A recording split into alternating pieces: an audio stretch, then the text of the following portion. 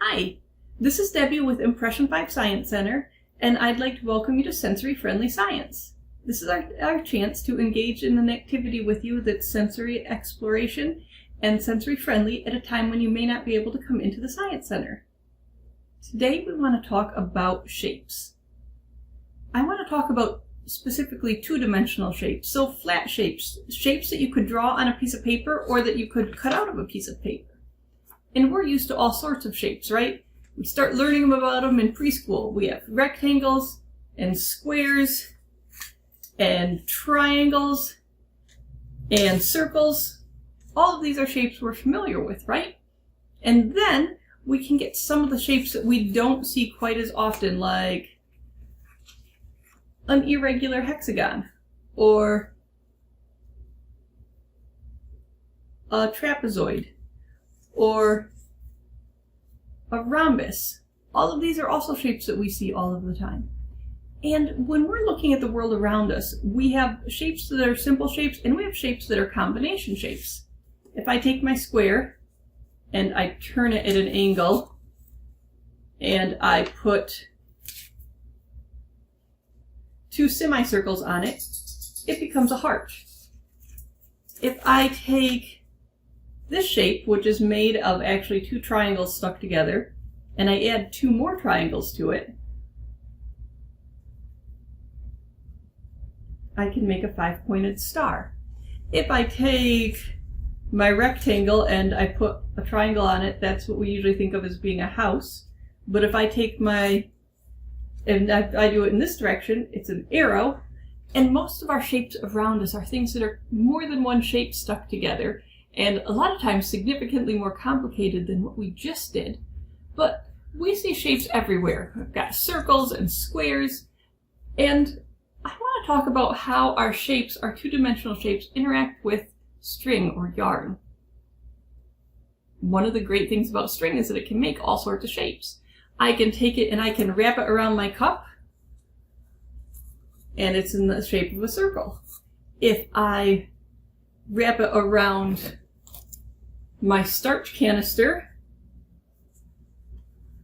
it's a square. So what I want to do is I want to have us wrap our yarn or string around something to make a shape, my triangle here, and have it keep that shape. And to keep that shape, we're going to have to turn our yarn hard. And we can do that using glue, or we have a couple of other things if you don't happen to have glue. Glue is usually easiest. So I'm going to show you a few that I made, and then we'll talk about how to do that. Here's one I made that's a heart. This one is a dinosaur.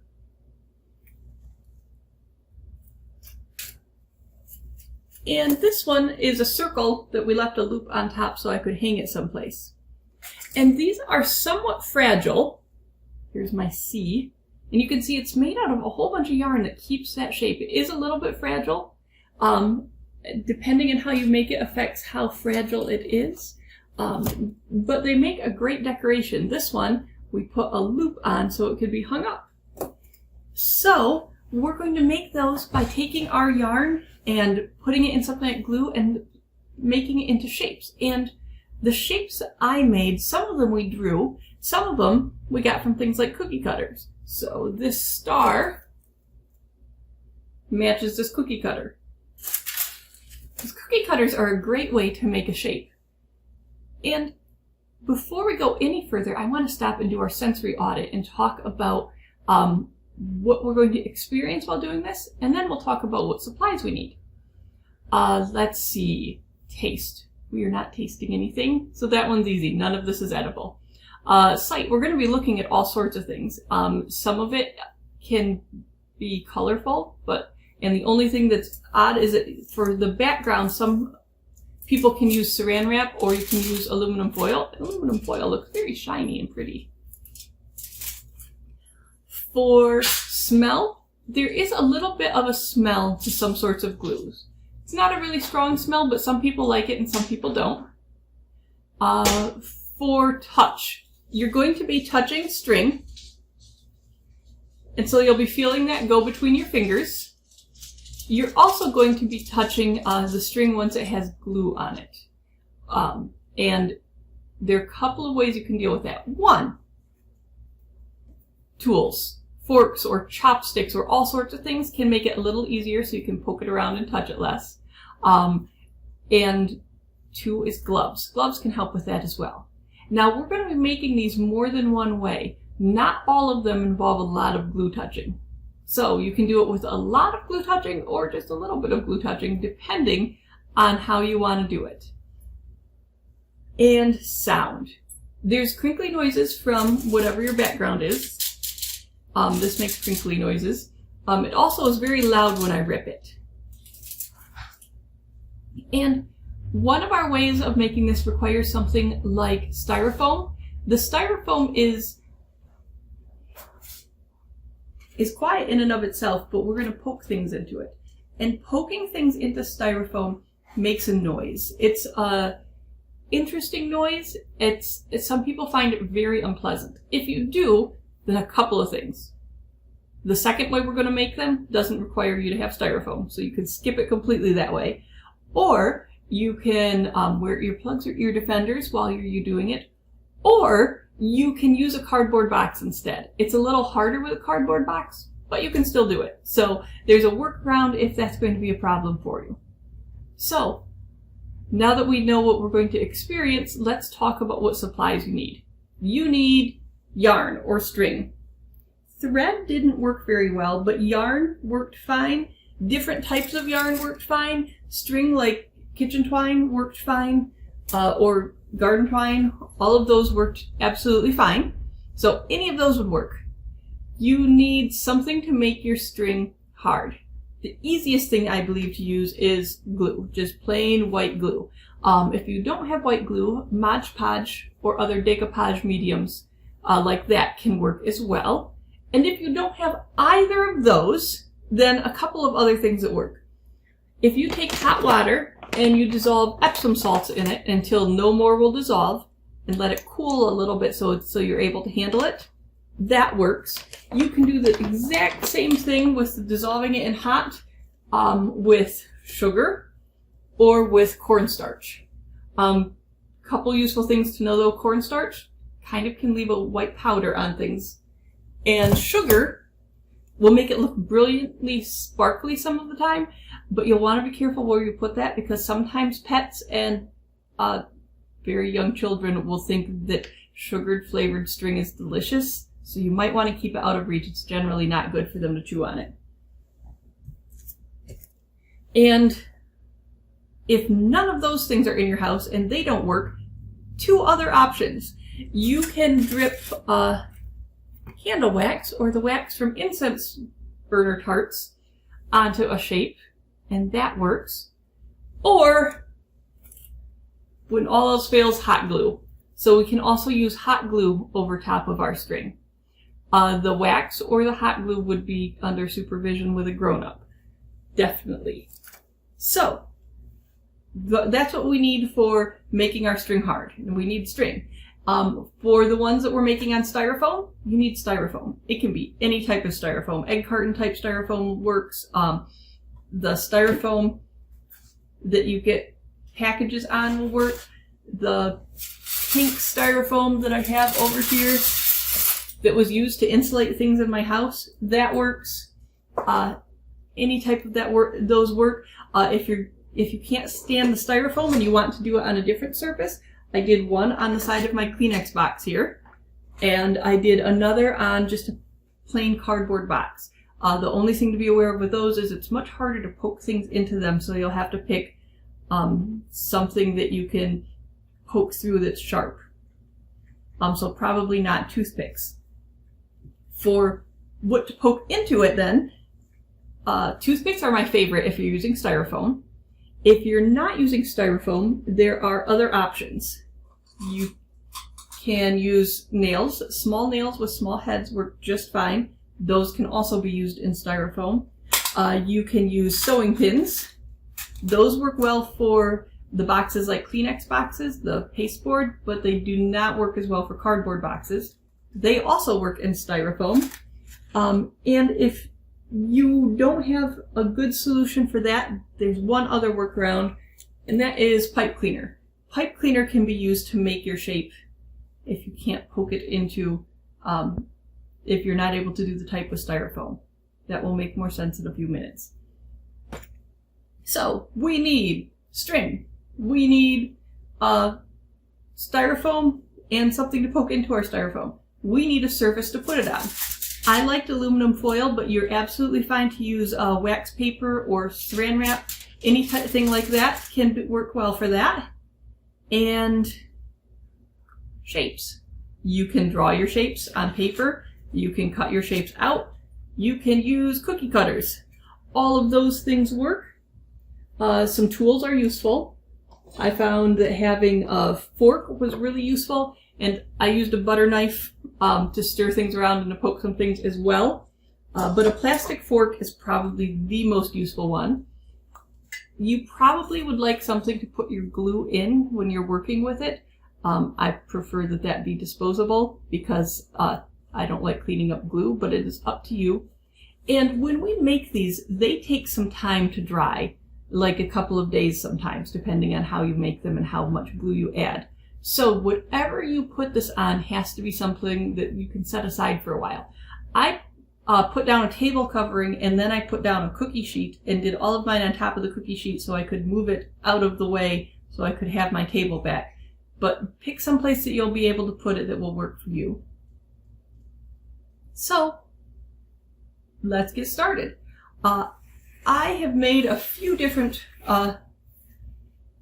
ones of these, and you can do whatever sort of shape you'd like. Some shapes are easier than others. I find that straightforward shapes, like the heart or the star, are a whole lot easier than tricky shapes, like this one's a cat, and this is a two-headed gingerbread man. Those didn't work quite as well. My dinosaur worked fairly well too. So I can pick any shape that I want, and I can draw it. I can use my cookie cutter. I am going to, for this one, I'm going to do one of my basic shapes. Like I said, I think they work a little better. I think they're a bit easier. So I'm going to use my heart. And the first thing I need to do is put down my surface to work on. Again, ripping this can be loud. If it's a noise that bothers you, see if you can have an adult do it for you in another room. Now I've got my surface. Now I need to trace my shape. I'm going to just use a marker here and trace it directly onto my foil. You can use anything you'd like to trace it with. Markers work, pencils work, ballpoint pens work. Just whatever you can do that makes a mark on paper or on foil.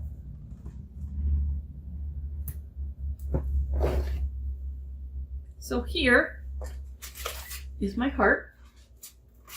And now, the best part, I get to start poking holes into things. I'm going to put a toothpick wherever there's a change in the shape of my object, which means if I do something with corners, I'm going to put it at every corner. And so when I do a star, I put one here, here, all of these places that are corners. If I do something with fewer corners like a heart, I'm going to put one here and here, because those are my corners.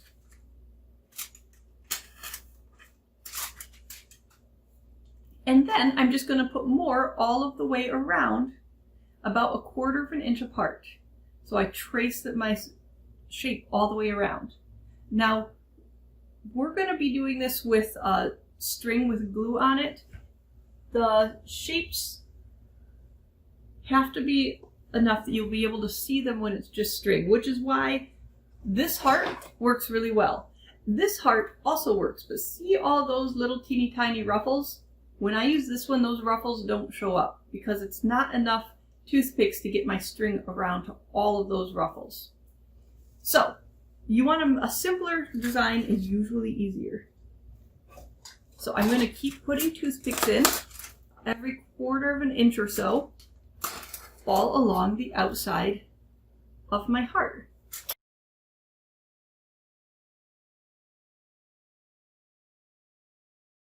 Now I can see the shapes as I'm doing this. I can see the curve at the top that's my semicircle on my heart. And I can see that it kind of makes a triangle as well. So look at your shapes while you're doing this.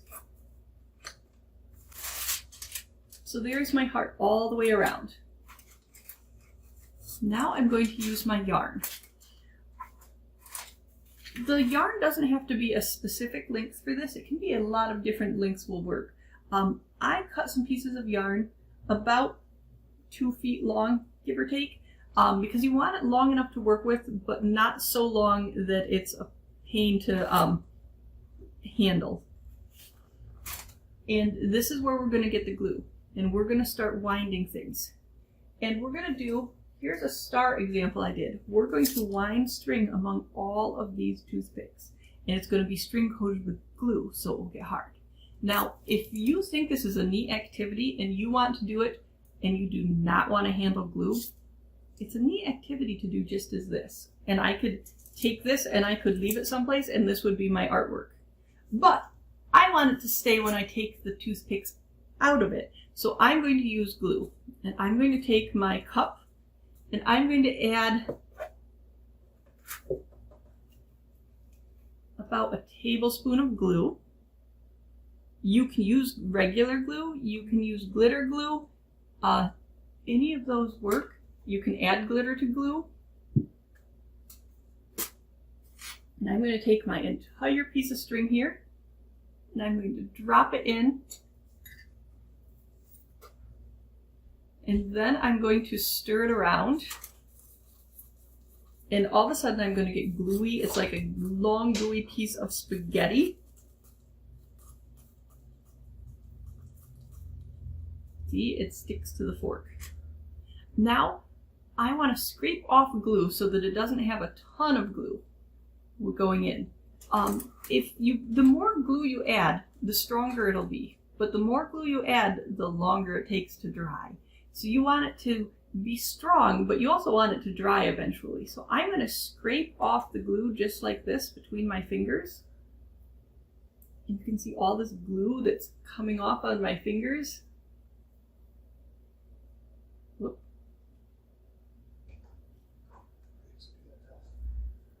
And it drips back. I could drip it back into the cup. But know what else? If you don't like the way the glue feels on your fingers and you don't like running that string through your fingers, you can take your fork and put your yarn between the tines of your fork and pull it, and it will scrape the glue off that way as well. I think your fingers do a slightly better job, but the fork works pretty well. Now I've got to pick a spot, any spot to start with, and I'm going to loop my string around that spot a couple of times. And now the first thing I've got to do is I want to go around the outside. So you want to make sure that you're going around all of your toothpicks. And you can loop things around if you need, but the fewer loops you do around the toothpicks, the fewer loops we go around an individual toothpick, the better.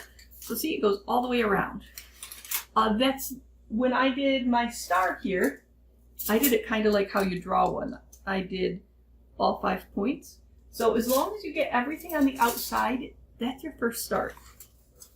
And now I'm going to go in between my toothpicks across the middle. And this is my favorite because this is where you get to start seeing the shapes. When I put my string there, you can see the triangle that's a part of this.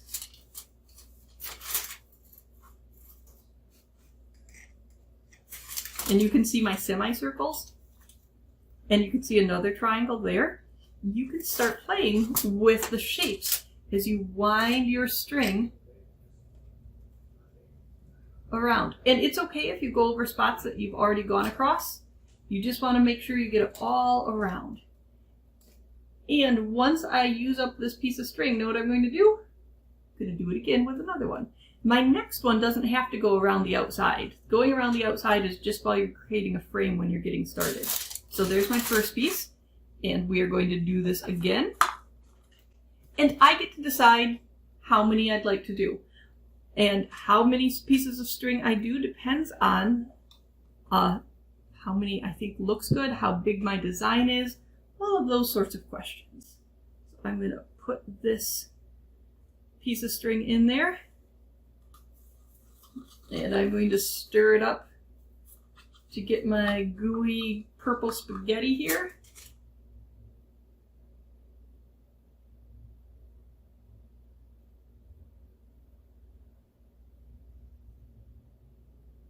There we go. I scrape that off with my fork. Now let's see. I think I need another piece here.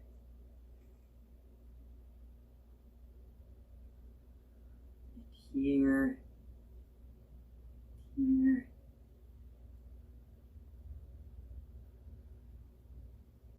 Now while I'm doing this, I want to make sure that I'm not going into the negative spaces. It's a great term, isn't it? Negative space. Negative space are the spots that are purposely left blank. So when I was going around the star, if I put a piece of string from here to here, that would be that would make my star not be a star anymore because it wouldn't go in there. This triangle that's missing is a negative space. So when I look at my cookie cutter, I have a toothpick here and I have a toothpick here, but I do not put string between those two because this triangle right there is negative space. It's purposely empty with nothing in it. And my heart has that too. When I am looking at my heart, I don't put any string from the top of this to the top of one lobe of it to the top of the other lobe, because this kind of triangle-y shape in the middle is supposed to be negative space. Let's see, I'm going to do one more. I think this heart is going to have 3 pieces of string.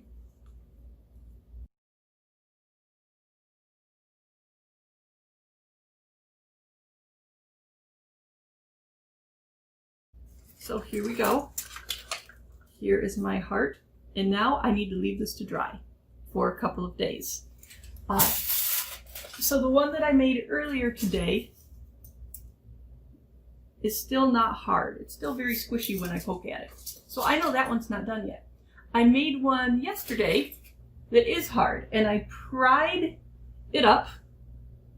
And now you can see that I pried the toothpicks out of the styrofoam, but not out of my design yet. This is my design with the 2-headed gingerbread man, which, like I said, I didn't like how this design turned out as well, but it is still neat.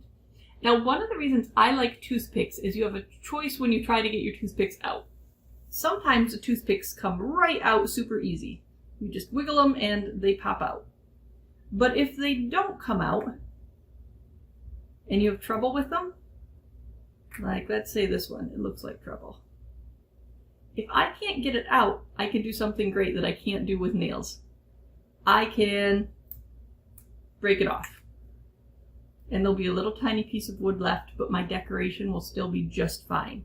That's what happened with my C over here. A couple of my toothpicks did not want to come out, so I just broke them off and they're just a part of my decoration now.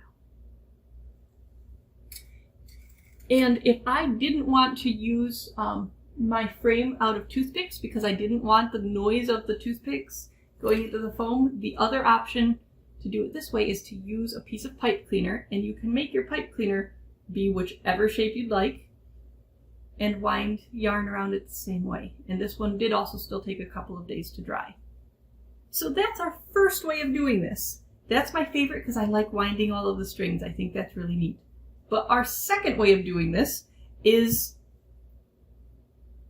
going to be to use, it's going to require cookie cutters or require drawing a shape onto a surface. So actually, where did my foil go? Here's my foil.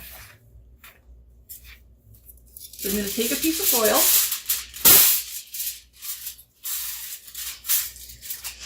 and I'm going to draw a star this time. Actually, let's mix it up a bit. Let's do a star this time, and I'll do the next one with the dinosaur. So I'm going to trace my star.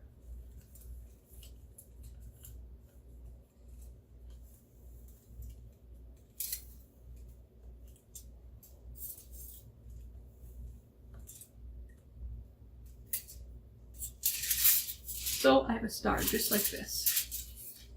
Now I can take the glue, and instead of going between the nails, I can just draw on top of, I can take my yarn and I can set it right on top of my star just as it is. So I can take, let's do another purple piece here. Purple yarn.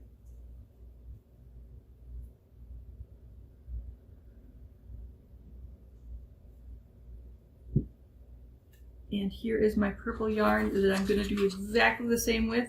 I'm going to make it be like wet spaghetti. Some of my friends really enjoyed the texture of playing with this, and some didn't so much. So some of my friends thought it was much better when they used gloves. I think it feels kind of neat, but I also understand why you might not. Because you can feel it's sticky and it sticks to your fingers a bit. I'm going to scrape the glue off this one. I kind of like scraping it with the fork though. I just think it's fun. Except I accidentally got a knot in it. Here we go. There we go. So now instead of going between the pieces of toothpick, I'm just going to go right along my star. And like I did before, I'm going to do this as if I'm drawing a star on a piece of paper instead of trying to go just on the outside. So you could do either way. I just think this one's easier.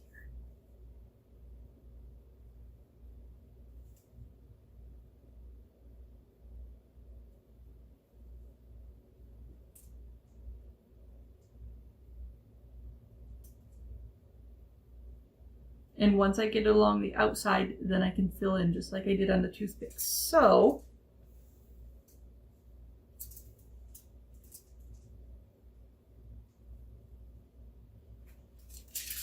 I have my star that I'm drawing, and I can keep doing the same thing. I can keep adding more and more yarn. I think this way is kind of difficult because it's really easy for bits of your yarn to escape while you're doing it. I did make this heart this way, but the heart's a little easier than the star. If, however, you really dislike glue on your fingers, this is a way you can do it, because instead of, I think it works best if you get the yarn covered with glue first. But if you really don't like that, you can make your yarn, put your yarn down, and then dump glue on top of it. And then let it dry. Again, the more glue you dump, the longer it takes to dry. So be aware of that. But you can do it that way. And the next way to do it is to definitely requires a cookie cutter. And that is, I'm going to do right here. I'm going to do it right next to my heart that I made.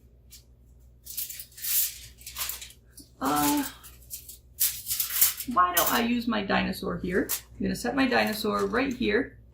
And this is easier if you do it on a piece of styrofoam, only because you can then attach it down with a couple of toothpicks or nails. But you could also do it on something else and just tape it down. I just thought this was easier. So I don't have to do a lot of toothpicking. This is just to hold my cookie cutter in shape. Especially since I keep tilting it up to show you what's on there. So there is my dinosaur cookie cutter. And I can fill this with gluey string, just like we were doing on the shape that was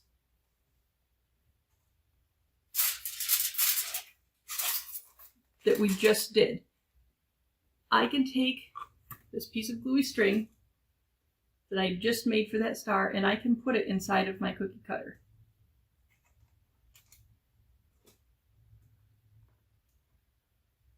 And that's actually how I made this dinosaur. I just kept filling more and more string inside of it. Actually, I did this one with Epsom salts because I was testing to make sure that you could make them with Epsom salts. So you can. Once I have my dinosaur attached, I have two options for adding my gluey string. I can do what I've done before and get my string coated with glue and drop it down inside and keep doing that until I fill it up. Or I can put in dry string and instead take my glue and dump it on top.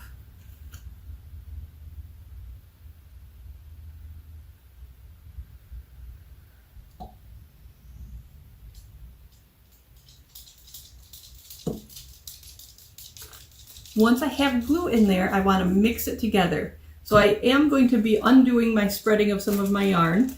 I'm going to stir this around. It does still require touching it some, but that's why I have gloves. And some of my friends really enjoy the sensation of touching this, and some don't. Once I have that in, I can spread it. So I can spread that string, and I can leave this one to dry as well for a few days. I made some yesterday. This was made the way I just showed you, with putting the yarn coated with glue in the frame. This one was just left on, and this one was a star that I did the same way, with putting the yarn inside the frame of the cookie cutter. There are a bunch of things that you can do to explore further on this activity. You're welcome to see what you can mix things with. I said that you could take hot water and Epsom salts, or hot water and sugar, and you can play with making ornaments, decorations that way. There's actually a recipe for slime that involves taking glue and Epsom salts. And I found that sometimes, but not all the time, sometimes I could take the glue covered string and I could add Epsom salts, and it would kind of like slime. It would solidify more quickly than if it had dried, and it would leave it all sparkly. And that was really neat, but I could not make it do it every time. So I'm not sure exactly what makes it work sometimes and not others yet. I'm working on that, but I would be thrilled if you explore that and came back to me with an answer on that. You're welcome to explore looking at the other things like hot glue. This is my mustache cookie cutter, and we filled that one with pink yarn and hot glued. Just filled it with hot glue and then let that harden, and then flipped it over and did the same thing, and that made this ornament. But you can see that this is neat because it's thick. It's a third dimension to it. So this makes it slightly more 3D, which is really neat, which was also true somewhat of the one we made with candle wax. Candle wax or hot glue does need to be handled by an adult. And one of my friends made another mustache one, and we didn't like how it turned out. So we took more string and wrapped it all around it to make it stronger, which seemed to help too. So you can see which ways you can add to it. And my favorite project that someone did with this, one of my friends took an inflatable ball, like a mini beach ball, and they wrapped it in saran wrap, and then they did this around it. And then they let it dry, and it took forever to dry. And then they deflated the beach ball and pulled it out the hole they left in the bottom there, and they took the saran wrap and the beach ball out, and they are left with this string globe that they made into a decoration, which I really think is amazing. So there are things that you could do to make this more interesting, and I'd love to see what shapes you create and what shapes you can see throughout it, because you can still see so many different shapes throughout all of the things that we're combining. So thank you so much for joining me for Sensory Friendly Science, and we hope to see you at Impression 5 soon.